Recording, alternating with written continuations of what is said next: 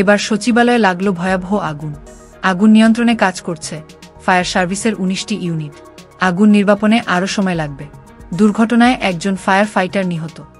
আপনারা দেখছেন BD24 news. সঙ্গে আছি আমি ফারিয়া নাজনীন।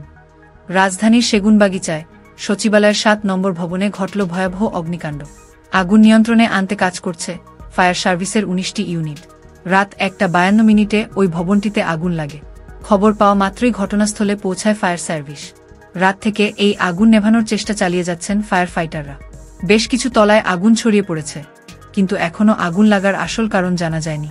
স্থানীয়দের ধারণা পলায়ন করা শেখ হাসিনার দোসররা এই ঘটনায় জড়িত। সেটা হৃৎপিণ্ড। আজকে এই হৃৎপিণ্ডে যে আগুনটা লেগেছে, এই আগুনটা কিন্তু স্বাভাবিক কোনো আগুন না আমরা মনে করছি। কারণ কারেন্টের যদি আগুনটা লেগে থাকে তাহলে একটা জায়গায় লেগে থাকবে, কিন্তু আগুনটা লেগেছে প্রত্যেকটা স্পটে জায়গায় জায়গায়।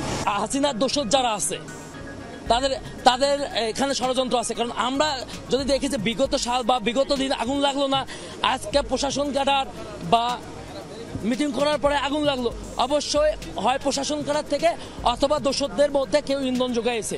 বাংলাদেশের একটা হৃৎপিণ্ড ফুলে যাচ্ছে, এটা যদি নিয়ন্ত্রণে আনতে না পারে, ফায়ার সার্ভিসের হেলিকপ্টার, আর্মিদের হেলিকপ্টার, পুলিশের হেলিকপ্টার, এরা বসে রেখে কি লাভ? ইনস্ট্যান্ট যদি এত বড় একটা কাজ যদি এটা কাজে লাগাতে না পারে। আসলে এখান থেকে ততটা বোঝা যাচ্ছে না। বোঝা যাচ্ছে যে পুড়ে গেছে কিছু কিছু অংশ, কিন্তু ক্লিয়ার বোঝা যাচ্ছে না। আসলে ভিতরে গেলে দেখা যাবে, বোঝা যাবে যে আসলে কোন ফ্লোরটা কতটুকু ক্ষতিগ্রস্ত হচ্ছে। আমি ড্রাইভার, গাড়ি আছে এই পাশে, এখন গাড়ি তো সরাইতে পারতেছি।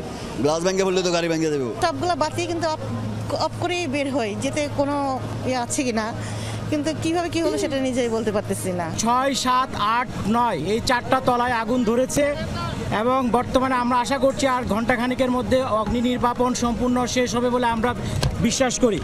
বর্তমানে আমাদের ফায়ার ফাইটাররা দালানের ভিতরে কাজ করছে এবং প্রতিটা রুম সার্চ করে করে আগুন নিভানোর ব্যবস্থা করেছে এবং মোটামুটি এটা প্রায় শেষের দিকে।